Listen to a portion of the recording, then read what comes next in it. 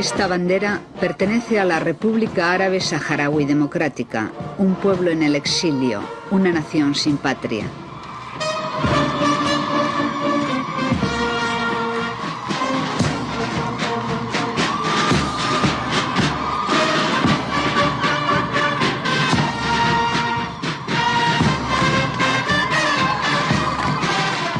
A finales del siglo XIX, cuando las potencias europeas se repartieron África, España reclamó el Sáhara Occidental, donde vivían las tribus nómadas saharauis que poblaban los territorios de Río de Oro y Saguía el Hamra.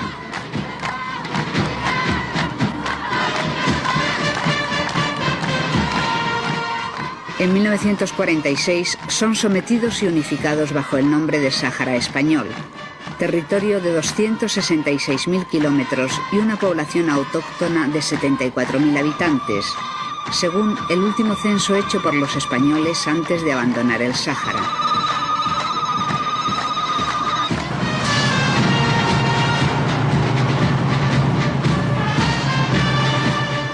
En octubre de 1975, mientras el general Franco agoniza y se produce un cierto vacío de poder en España, Marruecos inicia la Marcha Verde con el ánimo de anexionarse el Sáhara español.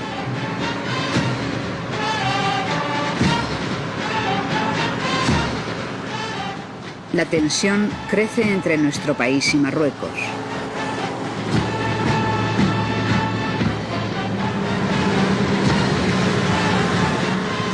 El 14 de noviembre de 1975, unos días antes de que muera Franco, se firman los acuerdos tripartitos de Madrid, por los que España acuerda la partición del Sáhara Occidental entre Marruecos y Mauritania.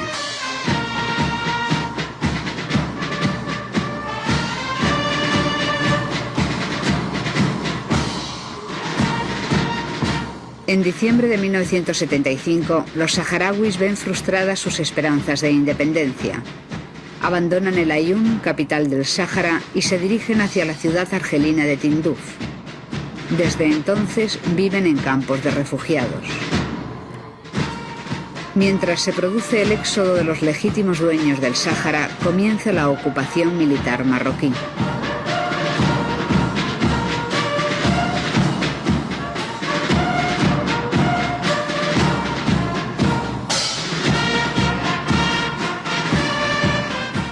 Un día antes de que las tropas españolas se retiren de su antigua colonia, el 27 de febrero de 1976, los saharauis proclaman en territorio liberado la República Árabe Saharaui Democrática e inician las hostilidades contra Marruecos para recuperar su tierra.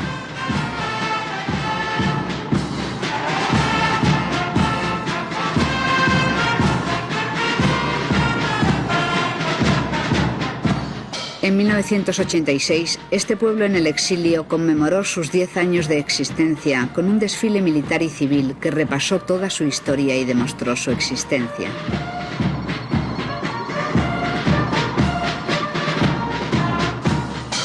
Durante la época colonial, los saharauis lucharon primero contra los franceses y luego contra los españoles, desde que en 1883 España declaró protectorado suyo las tierras comprendidas entre los paralelos 20 y 27.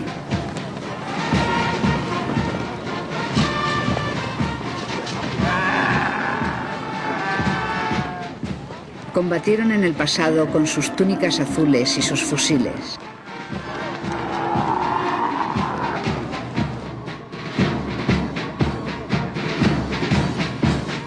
Rápidos y ágiles, aparecían entre las sombras del desierto que conocían piedra a piedra.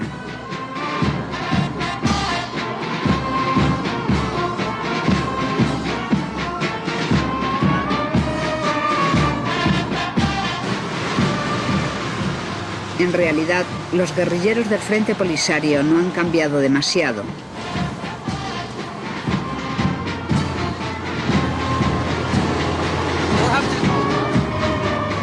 Los velos azules de los mejaristas han sido sustituidos por los uniformes caqui y los camellos han dado paso a los Land Rover.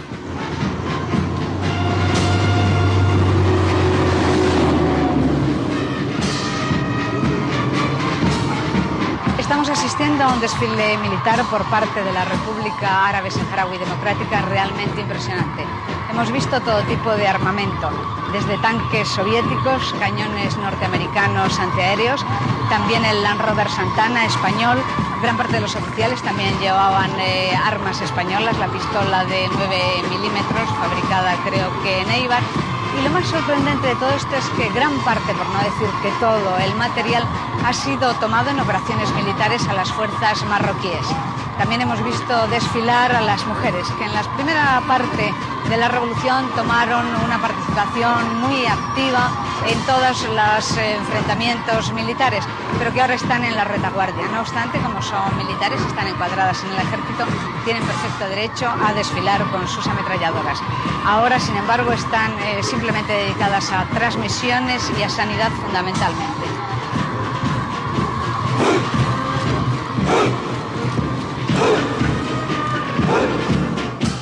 Los refugiados saharauis son en la actualidad 160.000. Se ha seguido una política eminentemente natalista. Los hijos de los combatientes del Frente Polisario han aprendido a hacer la V de la victoria antes que a caminar. Como en tantas otras luchas de liberación, quienes hacen la guerra desean la paz.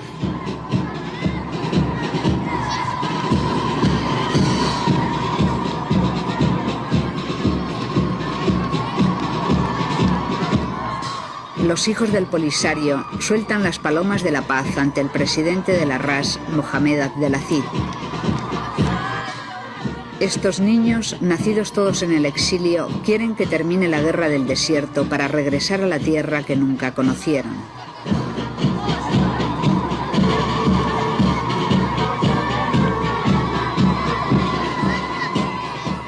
A lo largo de estos 12 años, los saharauis han padecido clamorosos olvidos, pero también han obtenido fervorosas adhesiones de simpatizantes de todo el mundo y políticos como Juan María Vandrés.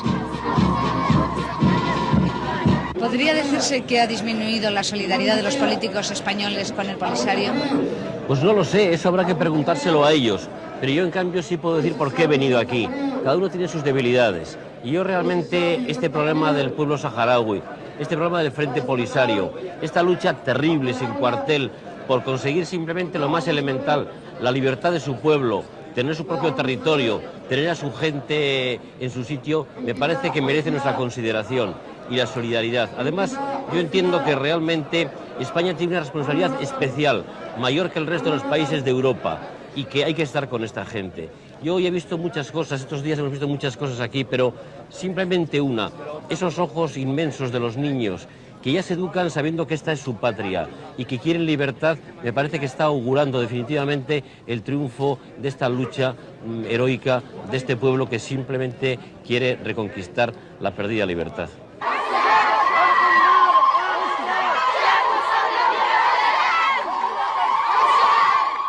En mayo de 1975, una misión de las Naciones Unidas visitó la entonces colonia española y emitió un informe en el que se reconocía el derecho de autodeterminación del pueblo saharaui y se recomendaba la apertura de un proceso descolonizador que desembocara en la independencia del Sáhara Occidental.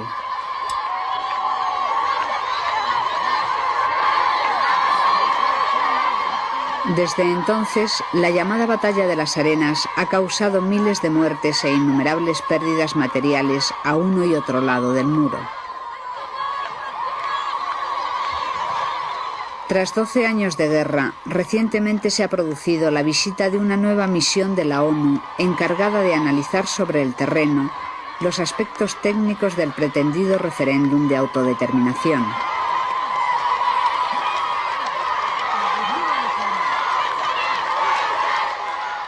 La misión de las Naciones Unidas ha visitado El Aaiún, capital del territorio actualmente administrado por Marruecos, y al otro lado del muro ha recorrido los campamentos de refugiados en Tinduf, comprobando que existe un pueblo saharaui en el exilio.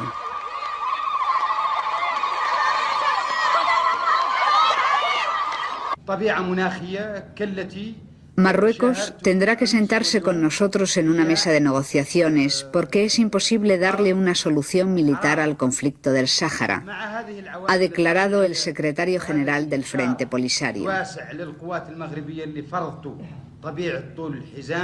Mohamed Abdelazid ha recordado nuevamente que en los últimos años la RAS ha ganado todas las batallas políticas, puesto que ha sido reconocida por 63 países miembros de las Naciones Unidas. Este pueblo sin patria vive en la Hamada, la zona más árida del desierto. Desafían a la naturaleza desde sus modestas tiendas de refugiados, pues solo han construido con cemento los edificios destinados a hospitales y escuelas.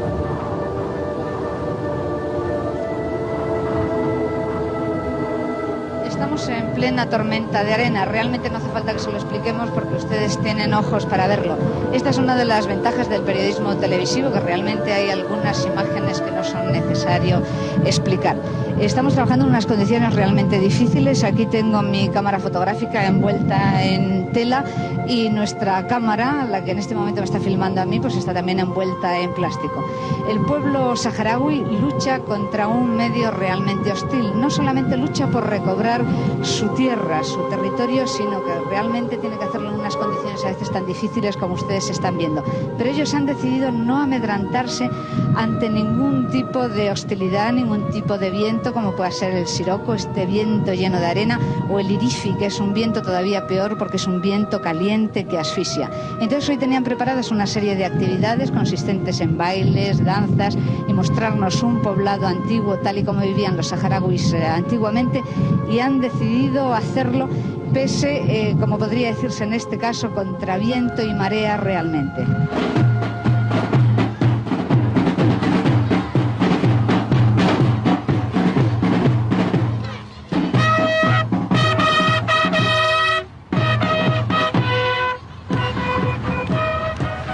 Los niños se mantuvieron a pie firme, acostumbrados ya desde pequeños a soportar en los ojos y en todo el cuerpo la hiriente caricia de la arena del desierto.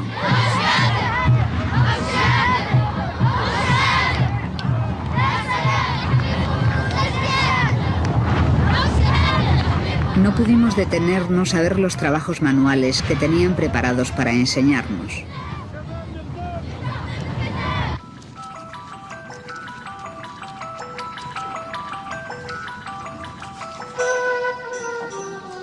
Después de todo un día de haber sido azotada por la arena del Siroco, realmente no hay nada tan agradable como llegar a una jaima saharaui y ser recibida con la tradicional hospitalidad de este pueblo. La verdad es que es una auténtica delicia ser perfumada en medio del desierto, poder oler el incienso y que te ofrezcan una taza de leche de camella.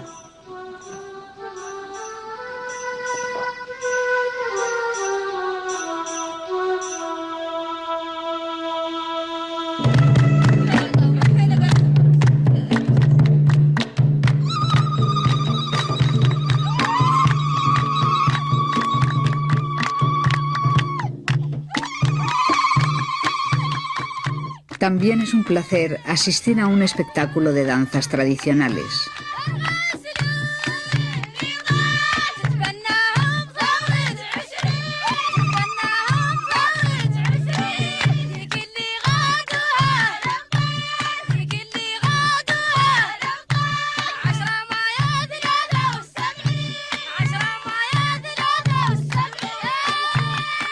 Los saharauis están preocupados por no perder sus señas de identidad y mantener el folclore que les une con sus antepasados.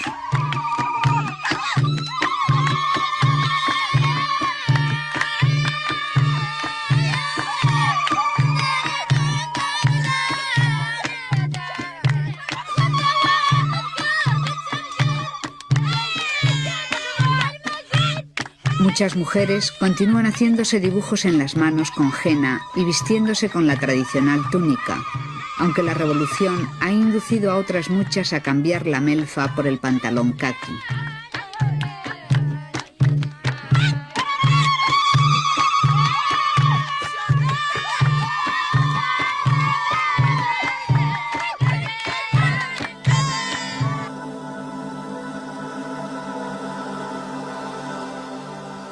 Durante muchos días al año, los saharauis tienen que enfrentarse a la agresión constante de una naturaleza que obliga a vivir en los límites de la supervivencia, con una diferencia a veces de 50 grados de temperatura entre el día y la noche.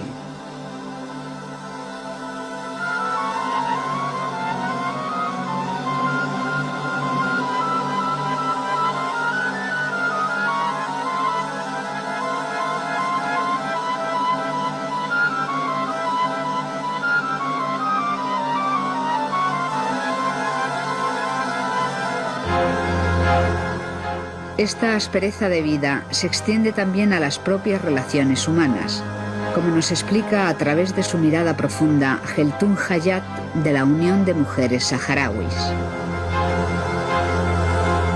El frente potencia la natalidad. ¿Vosotros tenéis hijos para la guerra o para la paz? Nosotros tenemos hijos para la paz y para poder luchar para garantizar esa paz.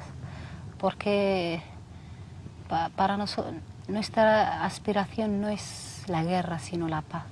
Por lo tanto, nosotros ahora estamos preparando las nuevas generaciones para el día de mañana, quiere decir, para la construcción. Ya, pero como mujer no es doloroso tener un hijo sabiendo que es un hijo que va a ir a la guerra. Es muy doloroso y deseamos que eso, que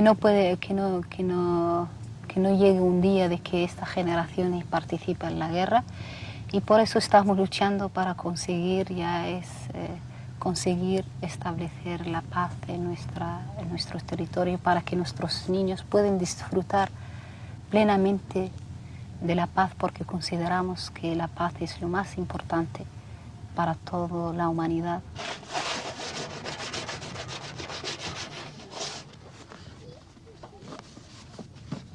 Cuando amaina el siroco, las mujeres apuntalan todo lo que ha descolocado el viento. A veces la destrucción de las tiendas es casi total.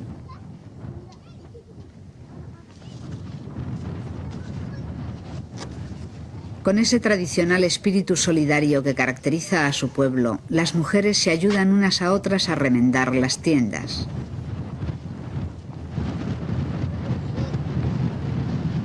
La alfabetización de mujeres adultas ha dado resultados absolutamente revolucionarios.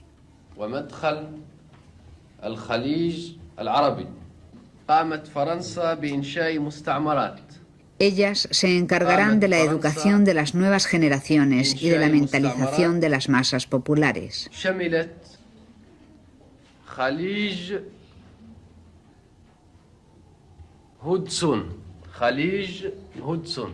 Las mujeres saharauis son las responsables máximas de la organización de los campamentos, donde dirigen los comités de cultura, sanidad e intendencia.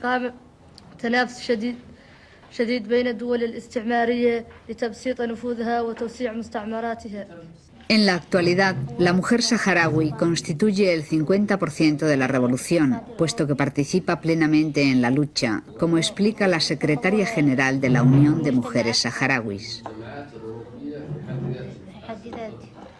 Cuando se crea el Frente Polisario desde 1973, desde su primer congreso, ya la mujer estaba presente en ese congreso. O sea que el Frente Polisario no es creado solamente por hombres, sino es creado por todo el pueblo, y dentro de ese pueblo están las mujeres. También porque durante todo este proceso de lucha, ya que vamos por 14 años de lucha del Frente Polisario, tanto contra la organización española como contra la ocupación marroquí, como has podido observar, nosotras las mujeres saharauis hemos tenido una importante participación, que bueno, hemos logrado mucho, pero no nos conformamos todavía con eso, porque en realidad hay muchas cosas todavía que tenemos por delante que hacer, hay muchas perspectivas que tenemos todavía por hacer. Y en la actualidad, en los campamentos de refugiados saharauis, la mujer saharaui prácticamente ella es la que dirige estos campamentos con sus instituciones nacionales. La mujer tiene ahora una participación muy importante en el proceso revolucionario, porque bueno, ella es maestra, ella es enfermera, ella es educadora, ella se instruye, recibe unas instrucciones militares y ella está presente en todos los dominios no solamente en estos dominios, sino también en el dominio político. Hay mujeres que son miembros del buró político, por ejemplo, los congresos populares, tanto de base como congresos populares generales, la mujer participa, da su punto de vista, y no solamente participa con decisiones, con opiniones, sino también elabora esos programas, esas ideas planteadas en esos congresos. ¿Crees realmente que una mujer puede aceptar de buen grado que otra mujer vaya a vivir con ella en el hogar y compartir el marido con otra mujer? Para la mujer saharaui en la época colonial, el aceptar una poligamia era por intereses, exclusivamente intereses económicos, porque bueno, era su familia pobre, porque tenía necesidad. Entonces en caso de que había un hombre rico y tal, aceptaba casarse con él, pero por cuestión de interés. En la actualidad nosotras no tenemos esa necesidad. ¿Por qué? Porque bueno, todos somos... no hay, o sea, no... En primer lugar que no hay dinero. En segundo lugar que no hay ricos, o sea, ni hay pobres. Todo el mundo vive en la misma condición. Nuestra preocupación esencial es la lucha por la liberación de nuestro territorio, es lograr la paz en nuestra zona. Entonces, en realidad, no es una necesidad que tenemos, no es una preocupación que tenemos. Entonces, como te dije, nuestro objetivo esencial es de formar y crear la nueva familia, la familia que realmente esté a nivel de las aspiraciones de nuestra revolución y de, o sea, de nuestro que Estado. los casos de poligamia son mínimos. Son mínimos y por razones, no por necesidad económica en absoluto, ni por cuestiones discriminatorias ni nada de eso, sino porque, bueno, no todo el mundo piensa igual y a lo mejor hay para una mujer que lo acepta o para un hombre que no tiene ningún problema. Las mujeres desempeñan un papel fundamental en la incipiente agricultura que el pueblo saharaui trata de desarrollar. Keltun, ¿cuál es la nueva cara del desierto? Pues como ven, hay una nueva cara del desierto que nosotros estamos demostrando, porque en realidad, sobre todo geográficamente, porque en realidad la idea que se tenía del desierto no es la verdadera, de que es imposible tener agricultura. Y a pesar de todo esto, lo difícil que es verdad, es difícil hacerlo, pero se puede hacer. No es imposible y nosotros lo estamos demostrando, porque a los colonialistas, por ejemplo, no les interesaba hacer experiencias como esta, sino saquear con más rapidez las riquezas minerales y no hacer agricultura ni hacer conocer al pueblo realmente que el desierto cultiva. Y nosotros estamos haciendo pequeñas experiencias agrícolas que están dando sus frutos y nos ayudan a autoabastecer a nuestro pueblo, a pesar de que esta zona exactamente es la más dura, la más hostil, y para trabajarla se necesita voluntad. Los ancianos y los hombres que no están en el frente ayudan a las mujeres en las labores más pesadas.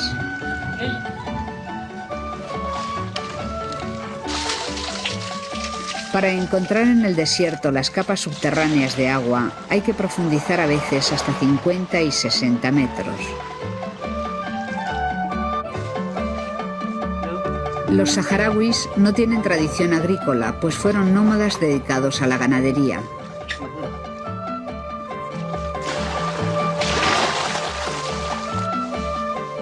A fuerza de una voluntad y trabajo extraordinario, han conseguido crear huertos experimentales donde cultivan zanahorias, nabos y remolachas que destinan a la alimentación de niños y ancianos.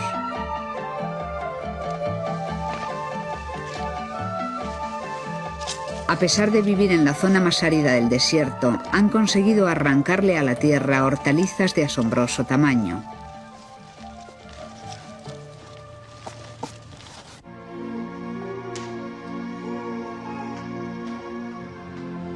Los principales problemas de salud que tienen los saharauis derivan precisamente de tener una alimentación constituida a base de pastas, arroz y patatas. Presentan casos de avitaminosis. Les falta la vitamina A, por lo que tienen muchos problemas en los ojos, agudizados por el terrible viento del desierto que también provoca afecciones de las vías respiratorias.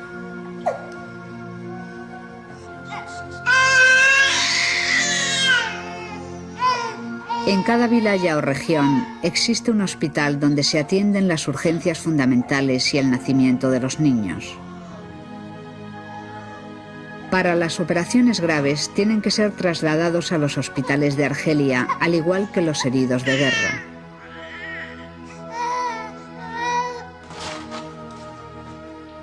No es la falta de sangre su principal problema quirúrgico como sucede en otros países.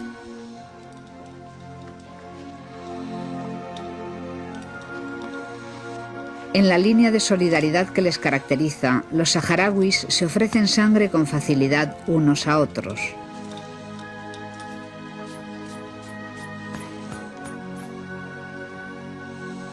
Su problema es poder conservarla porque no tienen condiciones suficientes para su refrigeración.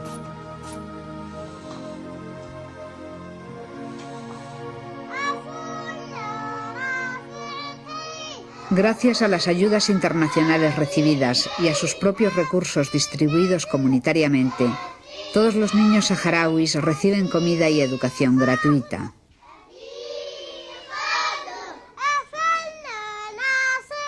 Los niños no ofrecen ese aspecto famélico y degradante de otros países africanos.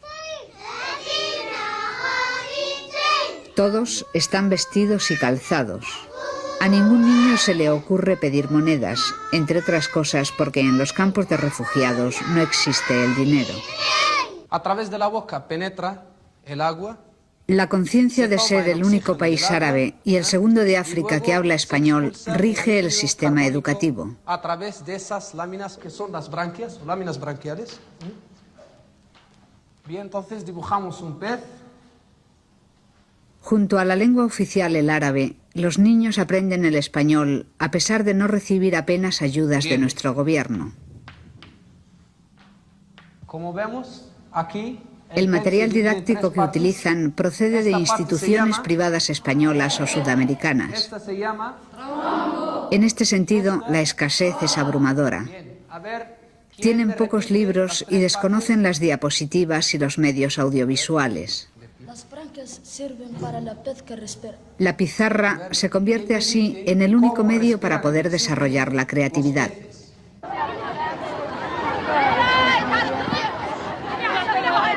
Estos niños del desierto tienen que imaginarse cómo es el océano o cómo son los peces, pues nunca los han visto ni de verdad, ni tan siquiera en los libros escolares.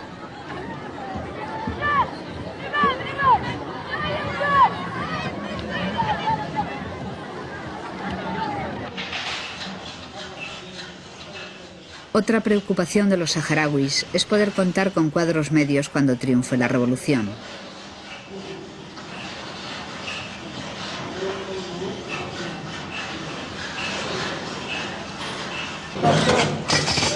Algunos países africanos en su lucha por la independencia se han preocupado por tener universitarios, pero luego se han encontrado con pocos técnicos de grado medio.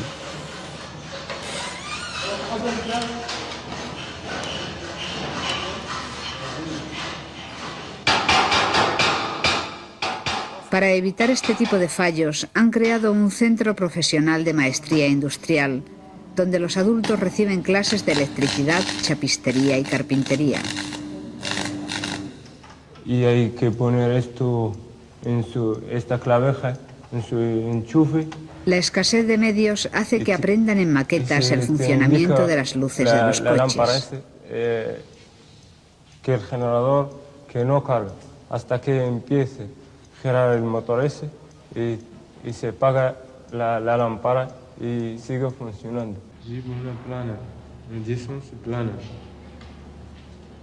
Como no tiene entorno, han inventado un sistema de rectificación de cigüeñales prácticamente artesanal. Ahora sacar el del cubo.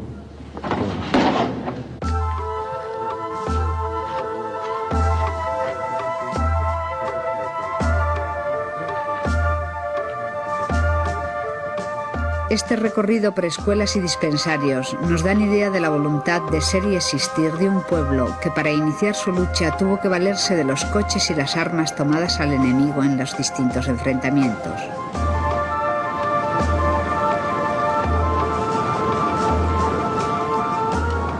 Este es un museo al aire libre del material bélico capturado al ejército marroquí por el Frente Polisario.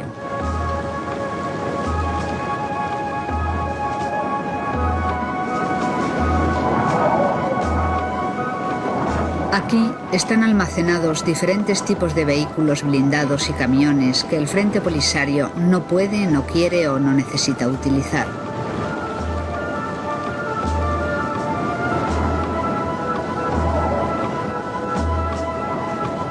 Entre los países que han vendido este material bélico a Marruecos, vimos minas y piezas de artillería suministradas por países como Estados Unidos, Israel, Bélgica, Rusia y España.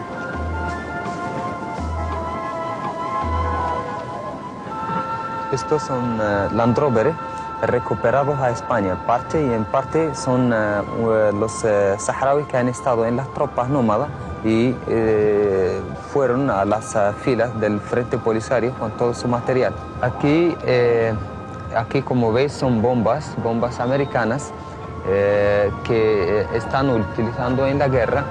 Aquí podemos ver 3 clases de bombas que son prohibidas, el uso suyo está prohibido internacionalmente, que son las bombas de napalm y las bombas de fragmentación y otras bombas que son se usan contra los blindados. Estas bombas que vemos aquí son las bombas de fragmentación que contienen 300 bombas pequeñas y cada una tiene 300 trozos que se usan contra la infantería.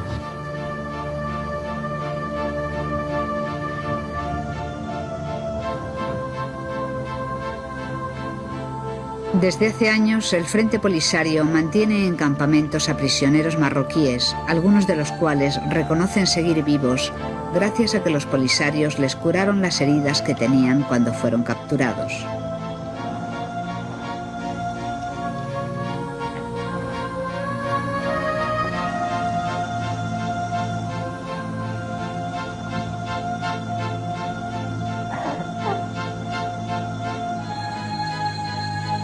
Muchos declaran haber acudido al frente obligados por la penuria económica de sus familias, sin saber explicar por qué luchan. Otros aseguran comer lo mismo que sus guardianes y casi todos reconocen la inutilidad de una guerra entre hermanos. Entre los prisioneros marroquíes hay uno que habla español. Usted es marroquí, ¿verdad? Sí, soy marroquí. ¿Dónde ha nacido? Yo nací en Melilla. ¿Cuál es su grado militar? Brigada jefe. ¿En qué momento fue usted capturado? Fue capturado pues, en el año 79, el 11 del 8. ¿En qué misión? En misión de operación. ¿En una operación? Sí, pero ¿iba usted de piloto o es...? No, en infantería. ¿Qué tal está usted siendo tratado como prisionero? Pues bien. ¿Cuáles son las esperanzas que tiene usted? Me imagino que será ser liberado. Esperanza, pues... Creo que habrá esperanza con el tiempo. ¿Quiere usted mandar un mensaje a sus familiares a través de Televisión Española? Porque la Televisión Española se ve perfectamente, sobre todo en el norte de Marruecos. Sí, el norte de Marruecos se ve bien. Bueno, pero he hablado o escrito. Como usted quiera, si quiere hablar, aquí tiene Sí, me parece que he escrito mejor. Casi todos coinciden en pedir a sus mujeres fotos de los hijos pequeños. Todos mantienen la esperanza de obtener la libertad algún día, aunque no saben muy bien cómo y cuándo será posible, pues la guerra continúa desde hace 12 años.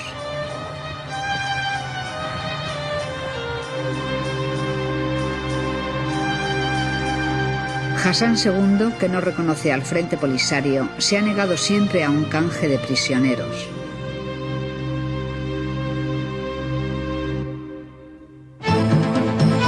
Los combatientes del Frente Polisario quisieron demostrarnos sobre el terreno que el muro marroquí no es tan impenetrable como pudo pensarse en 1980 cuando se construyó el primer tramo.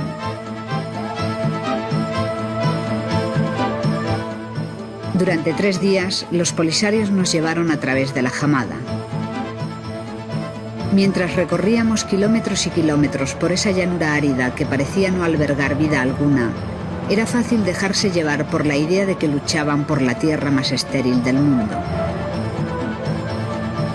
Pero no es así. El Sáhara representa un importante enclave político y económico. Situado frente a las Islas Canarias, es una base de observación militar desde la que se puede controlar el Magreb y África Occidental. Marruecos ha jugado la baza de servir a los intereses estratégicos de Estados Unidos en dicha zona del mundo.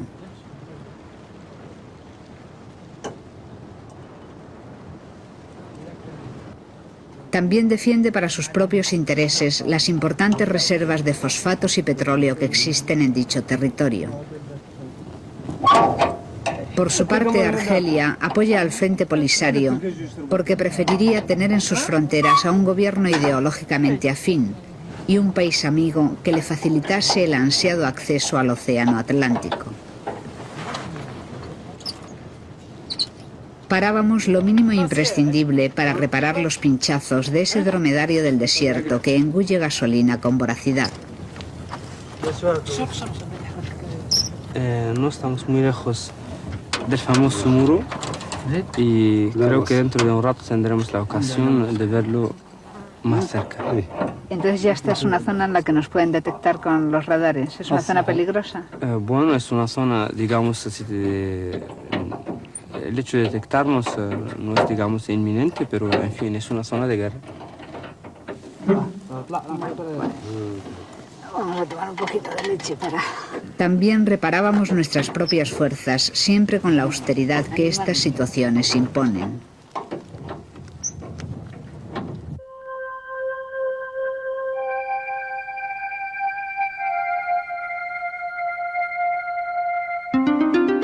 Aquellos rudos guerrilleros tuvieron conmigo todo tipo de cortesías que me ayudaron a superar la dureza de una misión de guerra en el desierto.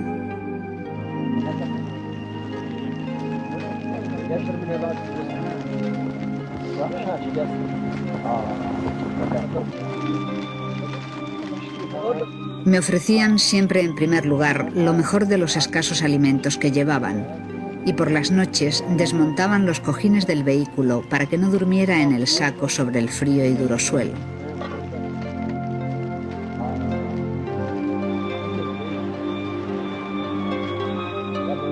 Toda una serie de delicadezas sorprendentes en unos hombres que vivían entre espinos, sin tan siquiera saber si al día siguiente continuarían existiendo.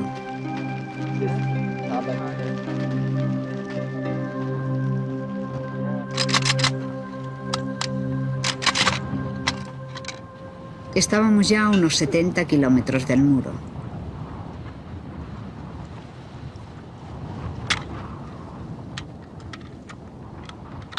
En aquella zona el desierto estaba sembrado de todo tipo de proyectiles que testimoniaban los enfrentamientos cotidianos.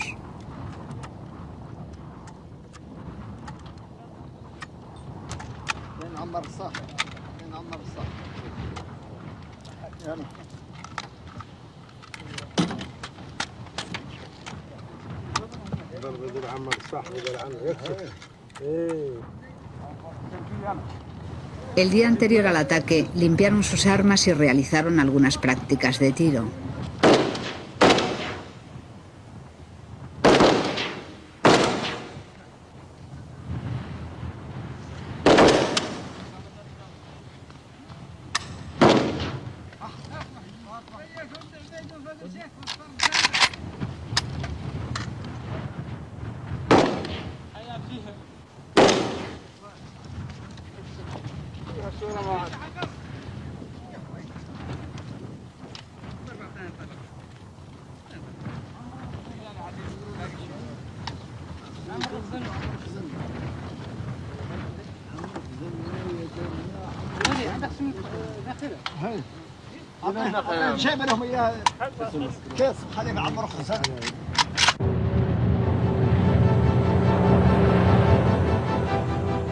Durante toda una mañana buscaron el lugar apropiado para el ataque.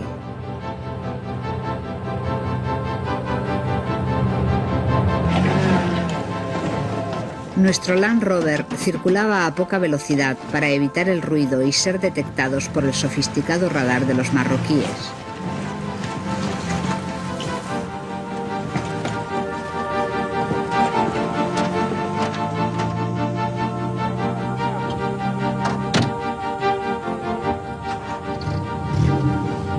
Hemos llegado al atardecer a 1,5 kilómetros del muro. Realmente estamos muy cerca y todavía nos vamos a acercar algo más. En realidad ya las fuerzas marroquíes pueden habernos detectado, puesto que tienen radares que alcanzan hasta 60 kilómetros. Este radio de acción realmente es muy peligroso. Nosotros les vamos a mostrar el muro dentro de poco. Y por eso hemos venido con los Land Rover, con los coches, rodando bastante despacio para evitar todo ruido. Según nos vayamos aproximando, me tendré que quitar las gafas, como tenemos también que tener cuidado con nuestras maletas metálicas, porque cualquier objeto que brille puede ser detectado por las tropas marroquíes. Los guerrilleros me explicaron que el primer muro les causó un gran impacto psicológico, pues era como si Hassan II le hubiera puesto puertas al desierto con una muralla de 2.000 kilómetros de longitud, tras las que quedaba protegido el ejército marroquí y el Sáhara Occidental, la tierra que les viera nacer. Visto desde allí, el muro era un promontorio continuado de arena que servía de parapeto a la primera línea marroquí.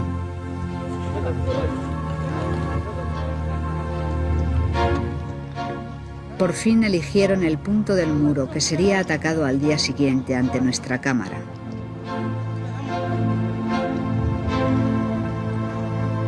Estamos apenas a 1,5 kilómetros del muro. Dentro de unos minutos va a empezar una operación de hostigamiento por parte de las tropas saharauis. Cuando los marroquíes enseñan el muro a sus visitantes o a los periodistas, lo hacen desde un helicóptero y cómodamente. Ver el muro desde esta otra parte es realmente arriesgar la vida. Aunque bueno, también hay que considerar que los saharauis cuentan con la ventaja de la movilidad y sobre todo con el conocimiento del terreno.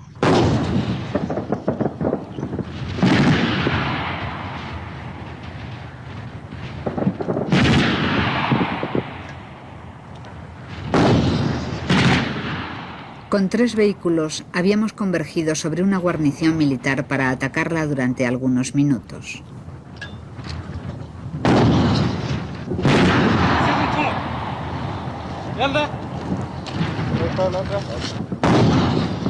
La táctica consistió en entrar en el campo de acción desde varios puntos distintos, cambiando constantemente de lugar para que el radar se saturara. Los oficiales marroquíes, encargados de analizar los datos en sus pantallas, no sabían a qué atender ni en qué punto concreto se produciría el ataque. Los proyectiles consiguieron pasar al otro lado del muro, demostrando una vez más que el Frente Polisario está dispuesto a abrir muchas ventanas en los 6 muros de Hassan.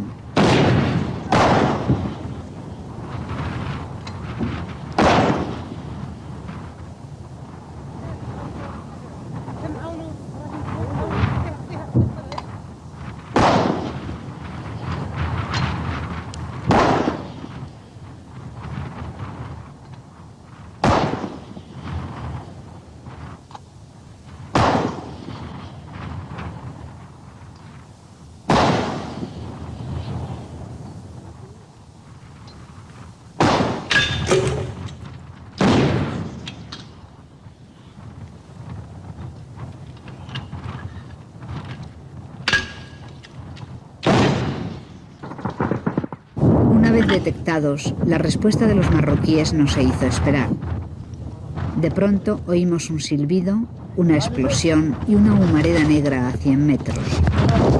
Era el saludo de los cañones marroquíes.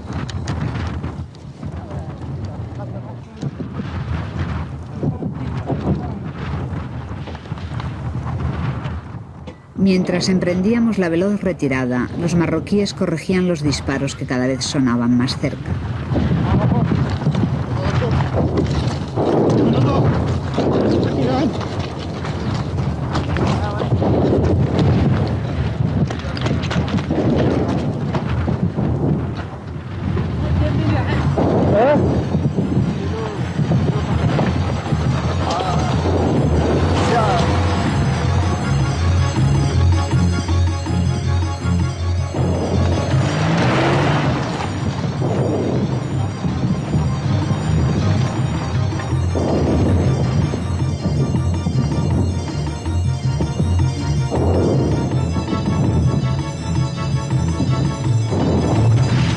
Para mí, aquella era la última noche de los 3 días vividos peligrosamente con los combatientes. Ellos continuarán luchando hasta regresar a El Aaiún o dejarán la vida en el intento. Les da fuerza saber que la historia de los pueblos en lucha por su independencia ha demostrado numerosas veces que se puede matar al gallo que anuncia el amanecer, pero no se puede detener la llegada del alba.